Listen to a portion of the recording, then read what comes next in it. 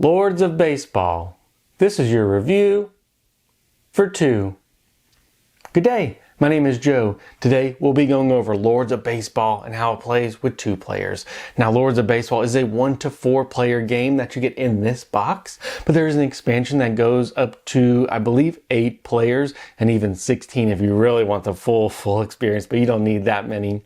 But Lords of Baseball, you are given a franchise in the early 1900s, and you're going to build that franchise with star players, regulars, and prospects, all while increasing your team quality, especially with some of your managers, your farm system, your front office. You're going to go through spring training where you get to maneuver some of the players on your team. You're going to go through a regular season where you're going to play 7 other teams and try to beat them in series gameplay. Then if you did well enough, you'll go to the postseason. But then after the postseason, you got to deal with the finances. You're going to pay your players. You're going to have to upgrade your stadium, all while trying to maintain a good balance of making money and then spending money as well. Then you're going to go to the hot stove phase, kind of the off-season phase, where you're going to be developing even your system even more. You're going to do that either 3, 5, or 7 seasons, and whoever has the most victory points at the end wins. So see a little bit more how to play. So in Lords of Baseball, everybody's going to start off with their franchise card, which will tell them how many regulars and prospects and stars they're going to have, as well as their team levels in front of their office managers and their actual team manager and front office as well. And you're also going to start off with a blank kind of field, kind of a bare bones field.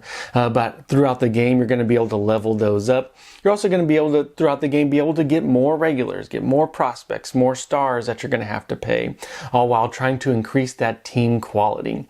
But everybody's going to start off with their franchise, their own board, their own field, and which you're just going to go through, I guess, the season. You're going to draw some spring training cards, and that's where you're actually going to trade some of your players, kind of get ready for the season, and max out your team quality while you can, and maybe throughout the season you can maybe trade some of those players, but try to max out the team quality and be the best you can for the regular season. But everybody's going to get a spring training card, 3 of them. And you can obviously pay for more with either by spending some of the media that you get.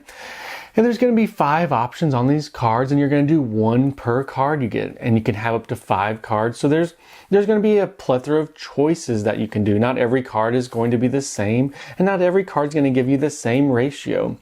There's a lot of decision and choice for the upcoming season, but you want to make sure that you have a good enough farm season to draw the cards, or you have enough media to draw enough cards to make those decisions. So once you have your team set up, your team quality all together, you need to draw some of the AI, some of the team qualities, how many wins they're going to get, because you're going to be playing those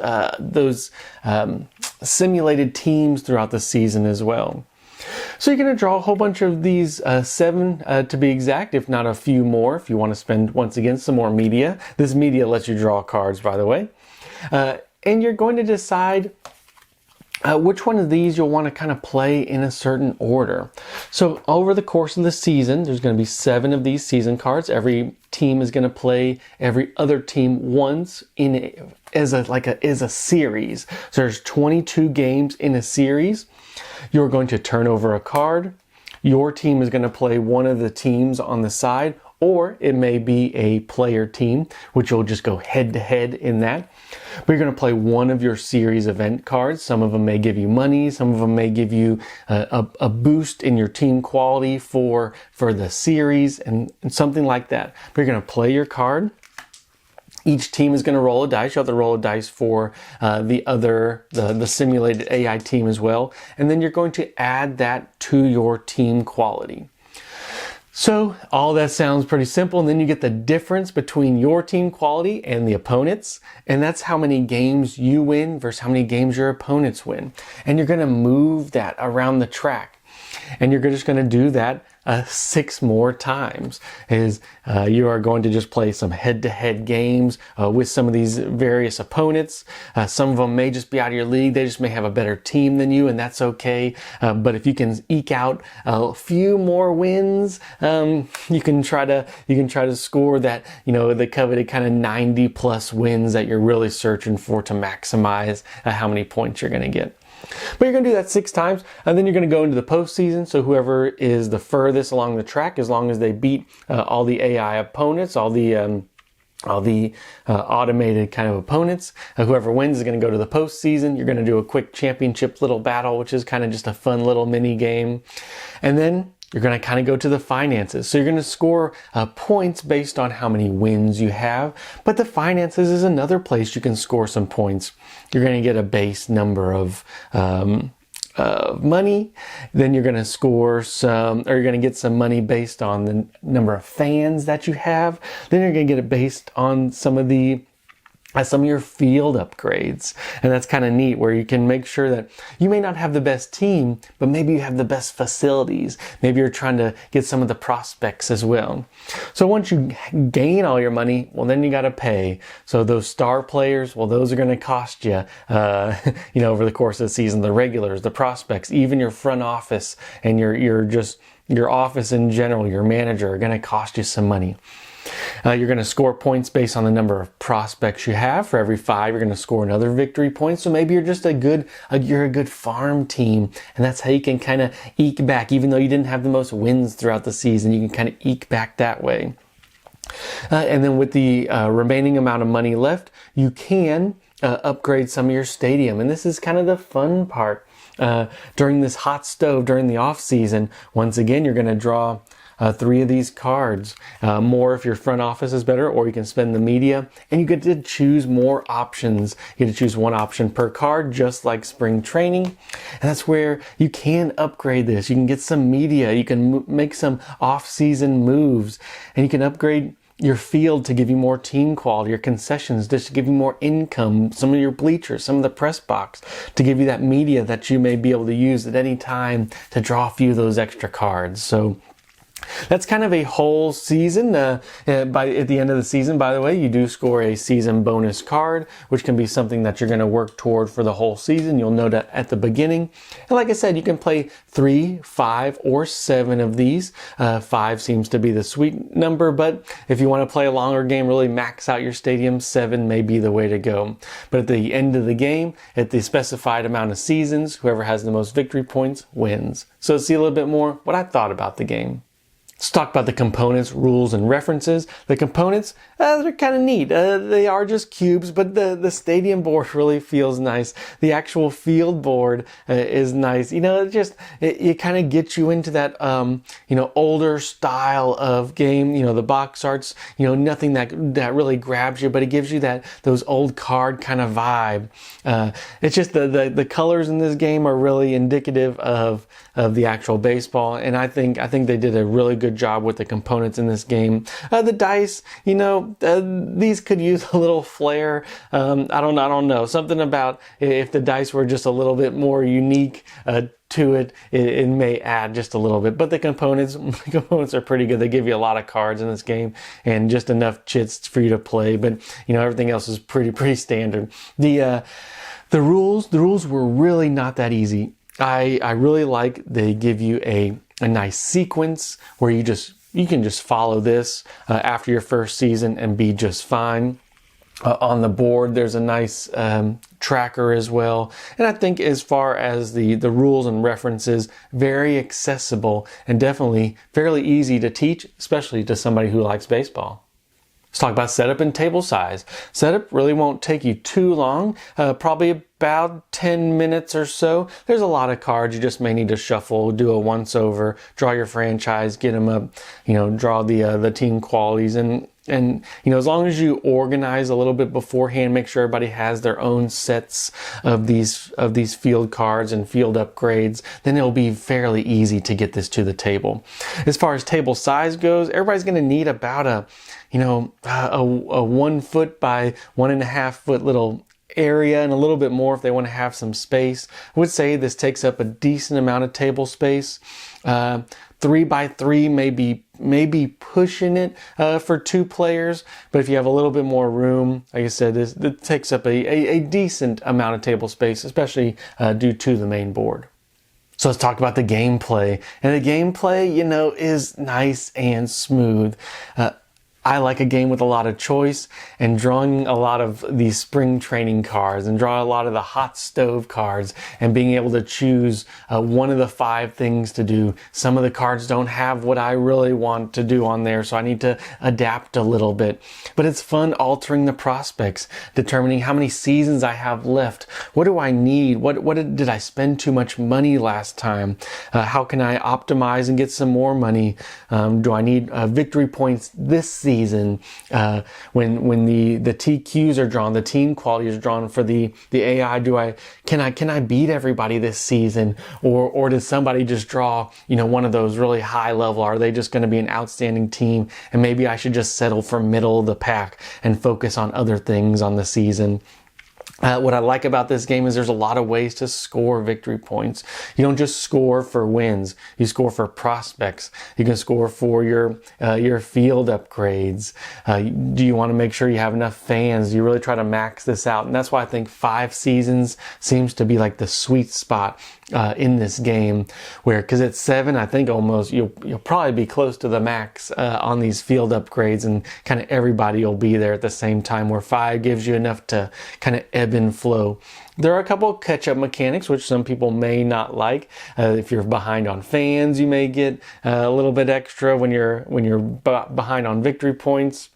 You get to choose first on who gets to retire, and then the last person has to take 2 retirement chips to kind of alter their board a little bit. But I think that's okay for a game like this. Keep it competitive. It really is. There's still some Ameritrash elements of what cards you get, the events you will, and some of the dice. And that doesn't bother me because it's thematic. Maybe you're on a hot streak. Maybe you are rolling 6s to add to your TQ, and the opponents keep rolling these 1s. That's a big offset. That can be a couple games difference throughout the whole season. And those can really add up and help you beat some of the opponents and get you that 1 or 2 extra victory points. Because victory points, even though they may be in the 40 range at the end of the game, they're really kind of tight to get throughout the season. So you really want to make sure you're eking them out when you can. So I really like that about this game, is there's different ways to score victory points. There's different things to focus on too. Do you want to focus on fans now and pay dividends later because they're going to give you $3 a fan during the finance phase? Do you want to focus on your stadium, or do you want to focus on your team office and make sure you're drawing the maximum number of cards? Your manager is so good he'll add a lot of team quality to you. Or do you want to just focus on getting money and then getting just the highest level of these team upgrades? There's a lot of different things in this game, but you have to go in knowing that you're still going to be rolling dice for some luck. There is luck mitigation, but they're not always a ton, especially in the D6 system. There are times you'll be able to roll multiple dice, and so you can kind of mitigate that luck. But still, if your opponent rolls a 6 versus a 1, that can still be a 5-game kind of swing as far as the series goes. So a lot of different ways to play, and I would say the theme is just oozing in this game. Spring training, regular season can be pretty quick. You play a card, you roll your dice, you play a card. It can be simultaneous at certain points, especially if everybody at the table is playing the automated opponents. So I think they just did a great job with the gameplay flow in general. So is this game good for 2? And I like this game at kind of probably all player counts. I would like to play this game with my buddies at Dads and Dice, which are playing at 3. But playing at 3, it doesn't really change much from playing with 2. I actually played this game with my dad at 2. I played this game with my wife at 2. And we just had we had a nice time.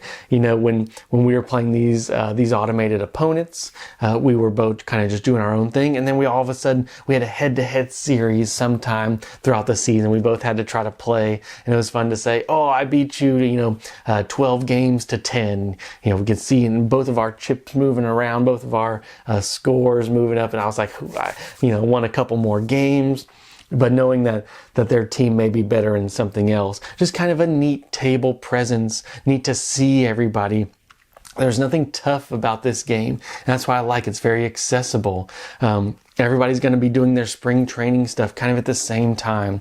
There are a limited number of stars, but once you get to a couple seasons in, that doesn't really become the biggest issue unless somebody's really stacking up on those and spending a lot of money on the upkeep of their star players. But a lot of this is simultaneous, and then you come to like the nitty gritty of the regular season. Then you kind of split and do your finances separately. You do your hot stove and your spring training separately, and they kind of come together once again for the regular season. And I really do like that. With 2, has a nice back and forth. If somebody takes a long time on a turn, it's not like it's that long on a turn. They may be spending an extra 30 seconds to decide what cards they want to do. But I like the game flow at 2. I would say, probably at 8, the game flow maybe a little bit slower. At 1 player, the game flow was super fast because there was one I had to you automate one simulated opponent, and it takes you a little bit on a couple lookup tables, but those are very easy. But at 2, this was just a great game, great to get to the table. Once again, I wouldn't say it's super competitive, but I've had a lot of fun with this game. I don't have a whole lot of negatives for this game, other than I wish these star players were named, and there were maybe a couple different variances in some of the upgrades. Those are kind of the only things that I could see, because they give you enough of these cards to be unique and different every time. I just kind of wish they gave you a couple different ways to upgrade your field. So, but at 2 players, this game plays nice and smooth, really enjoyable, especially for a baseball fan. So I know this review was a little bit more lengthy, but I had a lot to say and just really wanted to say how much that I enjoyed and how much of the labor of love you could really feel in this game. So really enjoyed Lords of Baseball for 2, and until next time.